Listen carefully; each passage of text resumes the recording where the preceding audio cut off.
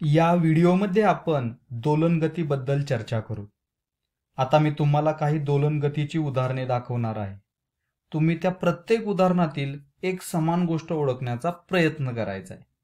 ठीक आहे? तर हे पहिलं उदाहरण म्हणजे लंबक, पेंडुलम। बघा तो कसा डावीकडे उजवीकडे जातोय ते। दुसरं उदाहरण म्हणजे झोपाळ्यावर झोके घेत असलेले मूल।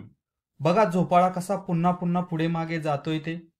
आणखी एक उदाहरण म्हणजे जेव्हा आपण एखादी वस्तू वजन काट्यावरती ठेवतो तेव्हा त्या वजन काट्याची सुई डावीकडे उजवीकडे हलताना दिसते। हेही दोलन गतीचेच उदाहरण आहे।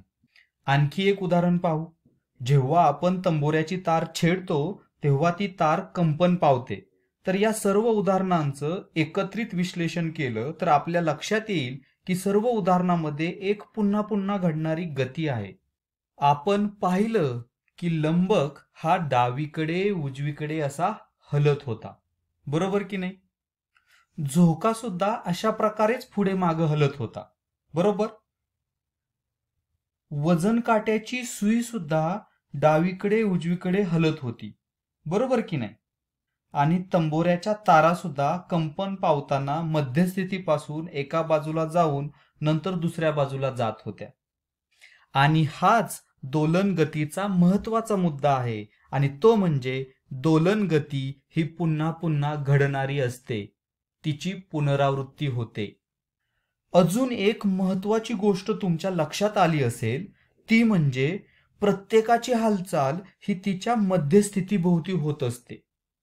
उदाहरणार्थ हा लंबकाचा गोळा पेंडुलम आपण पाहिला की तो त्याच्या मध्यस्थितीभोवती डावीकडे आणि उजवीकडे हलत होता, बरोबर की नाही?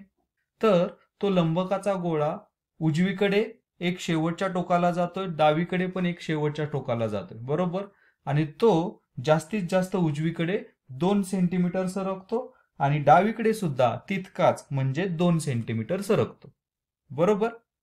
झोपाळा सुद्धा एका टोकापासून दुसऱ्या टोकाकडे पुन्हा पुन्हा मध्यस्थिती ओलांडताना आपल्याला दिसतोय। झोपाळा जेव्हा स्थिर असतो तेव्हा त्याची जी स्थिती असते ती म्हणजे त्याची मध्यस्थिती, बरोबर की नाही? वजन काट्याची सुई सुद्धा मध्यस्थितीभोवतीच डावीकडे उजवीकडे हलत आहे।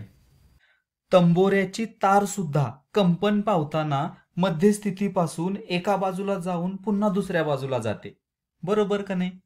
तर म्हणूनच दुसरा महत्वाचा मुद्दा असा आहे की दोलन म्हणजे मध्यस्थितीमधून पुन्हा पुन्हा पुढे मागे होणारी दोलकाची गती।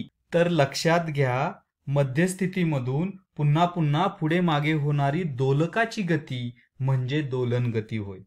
तर लंबकाच्या उदाहरणात आपण पाहिलं की उभी ही त्याची मध्यस्थिती आहे, बरोबर? दोलन गती ही मध्यस्थितीभोवती पुन्हा पुन्हा होणारी गती आहे।